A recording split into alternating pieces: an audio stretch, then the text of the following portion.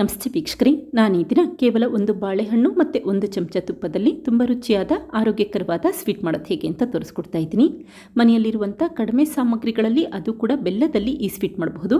ಸಣ್ಣ ಮಕ್ಕಳಿದ್ರೆ ಸಣ್ಣ ಮಕ್ಕಳಿಗೂ ಕೂಡ ಕೊಡಬಹುದು, ತುಂಬಾ ರುಚಿಯಾಗಿರುತ್ತೆ. ಹಾಗೆ LKG ಅಥವಾ ನರ್ಸರಿಗೆ ಹೋಗುವಂಥ ಮಕ್ಕಳಿದ್ರೆ ಆ ಮಕ್ಕಳ ಲಂಚ್ ಬಾಕ್ಸಿಗಾದರೂ ಕೊಟ್ಟು ಕಳಿಸಬಹುದು. ಒಂದ್ಸರಿ ಮಾಡಿ ನೋಡಿ, ಖಂಡಿತ ಮತ್ತೆ ಮತ್ತೆ ಕೇಳ್ತಾರೆ, ಅಷ್ಟು ಇಷ್ಟಪಡ್ತಾರೆ. ಹಾಗೆ ನಿಮಗೆ ಈ ವಿಡಿಯೋ ಇಷ್ಟ ಆದರೆ ಪ್ಲೀಸ್ ವಿಡಿಯೋನ ಲೈಕ್ ಮಾಡಿ ಮತ್ತು ಚಾನಲ್ಗೆ ಸಬ್ಸ್ಕ್ರೈಬ್ ಮಾಡಿ. ಈಗ ಕೇವಲ ಒಂದು ಬಾಳೆಹಣ್ಣು, ಬೆಲ್ಲ ಮತ್ತು ಒಂದು ಚಮಚ ತುಪ್ಪದಲ್ಲಿ ಆರೋಗ್ಯಕರವಾಗಿ ಸ್ವೀಟ್ ಮಾಡೋದು ಹೇಗೆ ಅಂತ ನೋಡ್ಕೊಳ್ಳೋಣ ಬನ್ನಿ.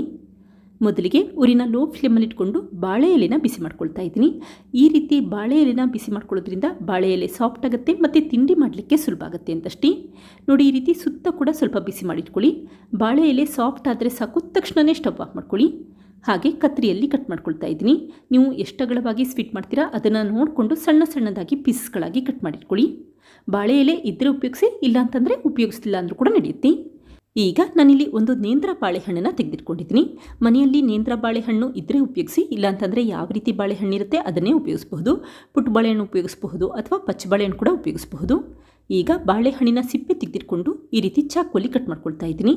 ಆದಷ್ಟು ಸಣ್ಣದಾಗಿ ಹೆಚ್ಚಿಟ್ಕೊಳ್ಳಿ, ಆವಾಗ ಸ್ವೀಟಲ್ಲಿ ಬಾಳೆಹಣ್ಣು ಎಲ್ಲ ಕಡೆ ಬೆರ್ತಿರುತ್ತೆ ಮತ್ತು ಸ್ವೀಟ್ ಇನ್ನೂ ರುಚಿಯಾಗಿರುತ್ತೆ ಅಂತಷ್ಟೇ. ಇದೇ ರೀತಿ ಉಳಿದಿರುವಂಥ ಬಾಳೆಹಣ್ಣಿನ ಪೀಸ್ನು ಕೂಡ ಸಣ್ಣದಾಗಿ ಹೆಚ್ಚಿಟ್ಕೊಂಡಿದ್ದೀನಿ. ಹಾಗೆ ಈ ಕಟ್ ಮಾಡಿರುವಂಥ ಬಾಳೆಹಣ್ಣನ್ನು ಒಂದು ಪ್ಯಾನ್ಗೆ ಎತ್ತಿಟ್ಕೊಳ್ತಾ ಇದ್ದೀನಿ. ನಂತರ 1 ಟೇಬಲ್ ಸ್ಪೂನಷ್ಟು ತುಪ್ಪ ಹಾಕ್ಕೊಳ್ತಾ ಇದ್ದೀನಿ. ಮೊದಲೇ ಹೇಳಿದಾಗೆ ಈ ಸ್ವೀಟ್ ಮಾಡಲಿಕ್ಕೆ ಕೇವಲ 1 ಚಮಚ ತುಪ್ಪ ಉಪಯೋಗಿಸಿದ್ರೆ ಸಾಕು. ಈಗ ಉರಿನ ಮೀಡಿಯಂ ಫ್ಲೇಮ್ಗಿನ್ನ ಸ್ವಲ್ಪ ಕಡಿಮೆ ಇಟ್ಕೊಂಡು 1-2 ನಿಮಿಷ ಹುರಿದಿಟ್ಕೊಳ್ಳಿ. ನೋಡಿ, ಈ ರೀತಿ ಬಾಳೆಹಣ್ಣಿನ ಬಣ್ಣ ಬದಲಾಗುತ್ತೆ, ಅಲ್ಲಿವರೆಗೂ ಹುರಿದಿಟ್ಕೊಳ್ಳಿ ಅಷ್ಟೇ. ತಕ್ಷಣವೇ ಈ ಹುರಿದಿರುವಂಥ ಬಾಳೆಹಣ್ಣನ್ನು ಒಂದು ತಟ್ಟೆಗೆ ಎತ್ತಿಟ್ಕೊಳ್ತಾ ಇದ್ದೀನಿ. ಈ ಹುರಿದಿರುವಂಥ ಬಾಳೆಹಣ್ಣನ್ನು ಹಾಗೆ ಎತ್ತಿಟ್ಕೊಳ್ಳಿ, ನಂತರ ಕೊನೆಯದಾಗಿ ಉಪಯೋಗಿಸಬಹುದು.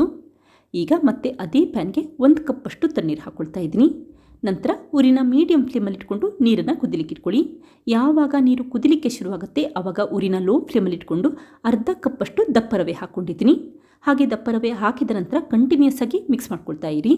ದಪ್ಪ ರವೆನ ಹುರಿಯೋ ಅವಶ್ಯಕತೆ ಇಲ್ಲ, ಡೈರೆಕ್ಟಾಗಿ ಈ ರೀತಿ ಕುದಿಯೋ ನೀರಿಗೆ ಹಾಕಿ ಚೆನ್ನಾಗಿ ಮಿಕ್ಸ್ ಮಾಡಿಟ್ಕೊಳ್ಳಿ. ನೋಡಿ, ಈ ರೀತಿ ರವೆ ಮಿಶ್ರಣ ಗಟ್ಟಿಯಾಗಬೇಕು, ಅಲ್ಲಿವರೆಗೂ 1 ನಿಮಿಷ ಮಿಕ್ಸ್ ಮಾಡಿಟ್ಕೊಂಡೆ ಸಾಕು. ಈಗ ಅರ್ಧ ಕಪ್ಗಿನ್ನ ಸ್ವಲ್ಪ ಕಡಿಮೆ ಪ್ರಮಾಣದಲ್ಲಿ ಪುಡಿ ಮಾಡಿರುವಂಥ ಬೆಲ್ಲ ಹಾಕ್ಕೊಂಡಿದ್ದೀನಿ. ನೀವಿಲ್ಲಿ ಸಿಹಿ ನೋಡಿ ನಿಮಗೆ ಎಷ್ಟು ಬೇಕೋ ಅಷ್ಟು ಪ್ರಮಾಣದಲ್ಲಿ ಬೆಲ್ಲ ಉಪಯೋಗಿಸಬಹುದು. ನಂತರ ಮತ್ತೆ ಒಂದ್ಸರಿ ಚೆನ್ನಾಗಿ ಮಿಕ್ಸ್ ಮಾಡಿಟ್ಕೊಳ್ಳಿ. ಈ ಬೆಲ್ಲ ಕರಗಿ ರವೆ ಮಿಶ್ರಣ ಈ ರೀತಿ ಗಟ್ಟಿಯಾಗಬೇಕು, ಅಲ್ಲಿವರೆಗೂ 1 ನಿಮಿಷ ಮಿಕ್ಸ್ ಮಾಡಿಕೊಂಡು ತಕ್ಷಣವೇ ಸ್ಟವ್ ಆಫ್ ಮಾಡ್ಕೊಳ್ಳಿ. ಹಾಗೆ ಈ ರವೆ ಮಿಶ್ರಣ ತಣ್ಣಗಾದ ನಂತರ 4 ಟೇಬಲ್ ಸ್ಪೂನಷ್ಟು ಹಸಿ ತೆಂಗಿನಕಾಯಿ ತುರಿ ಹಾಕ್ಕೊಳ್ತಾ ಇದ್ದೀನಿ. ನಂತರ 1/4 ಟೀ ಸ್ಪೂನಷ್ಟು ಏಲಕ್ಕಿ ಪುಡಿ ಹಾಕಿ ಚೆನ್ನಾಗಿ ಮಿಕ್ಸ್ ಮಾಡಿಟ್ಕೊಳ್ಳಿ. ಈ ರೀತಿ ಹಸಿ ತೆಂಗಿನಕಾಯಿ ತುರಿ ಉಪಯೋಗಿಸೋದ್ರಿಂದ ಸ್ವೀಟ್ ತುಂಬಾ ರುಚಿಯಾಗಿ ಬರುತ್ತೆ. ಈಗ ಮತ್ತೆ ಕೈಯಲ್ಲಿ ಚೆನ್ನಾಗಿ ಮಿಕ್ಸ್ ಮಾಡಿಟ್ಕೊಳ್ಳಿ. ರವೆ ಮಿಶ್ರಣ ಚೆನ್ನಾಗಿ ತಣ್ಣಗಾದ ನಂತರ ಕೈಯಲ್ಲಿ ಈ ರೀತಿ ನಾದಿಟ್ಕೊಳ್ಳಿ, ಆವಾಗ ತೆಂಗಿನಕಾಯಿ ತುರಿ ರವೆ ಮಿಶ್ರಣದಲ್ಲಿ ಎಲ್ಲ ಕಡೆ ಬೆರ್ತಿರುತ್ತೆ. ಕೊನೆಯದಾಗಿ ಮೊದಲೇ ತುಪ್ಪದಲ್ಲಿ ಹುರಿದಿಟ್ಟಂಥ ಬಾಳೆಹಣ್ಣು ಹಾಕ್ಕೊಳ್ತಾ ಇದ್ದೀನಿ. ಬಾಳೆಹಣ್ಣು ಹಾಕಿದ ನಂತರ ತುಂಬ ಸಮಯ ನಾದೋದು ಬೇಡ, ಈ ರೀತಿ ಲೈಟಾಗಿ ಮಿಕ್ಸ್ ಮಾಡಿಟ್ಕೊಳ್ಳಿ. ಈ ಸ್ವೀಟ್ ಮಿಶ್ರಣ ಉಂಡೆ ಕಟ್ಟಲಿಕ್ಕಾಗಬೇಕು, ಅಲ್ಲಿವರೆಗೂ ಮಿಕ್ಸ್ ಮಾಡಿಟ್ಕೊಂಡೆ ಸಾಕು.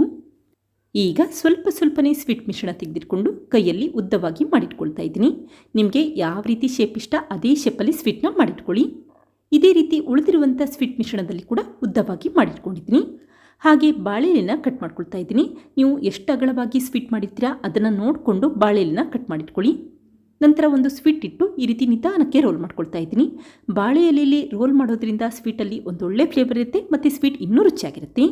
ಬಾಳೆ ಎಲೆ ಇದ್ದರೆ ಉಪಯೋಗಿಸಿ, ಇಲ್ಲ ಅಂತಂದರೆ ಸ್ವೀಟ್ನ ಒಂದು ತಟ್ಟೆಗೆ ಜೋಡಿಸಿಟ್ಕೊಂಡು ಕೂಡ ನಡೆಯುತ್ತೆ. ಈಗ ಮಾಡಿಟ್ಟಂಥ ಈ ಸ್ವೀಟ್ ರೋಲ್ಗಳನ್ನ ಒಂದು ತಟ್ಟೆಗೆ ಜೋಡಿಸ್ಕೊಳ್ತಾ ಇದ್ದೀನಿ. ನೋಡಿ, ಕೇವಲ 1 ಬಾಳೆಹಣ್ಣಿದ್ರೆ ಸಾಕು, ತಟ್ಟೆ ತುಂಬ ಈ ಸ್ವೀಟ್ ಮಾಡ್ಕೋಬಹುದು. ಇದೇ ಸಮಯದಲ್ಲಿ ಒಂದು ಪಾತ್ರೆಗೆ 2 ಗ್ಲಾಸಷ್ಟು ತಣ್ಣೀರು ಹಾಕ್ಕೊಂಡಿದ್ದೀನಿ.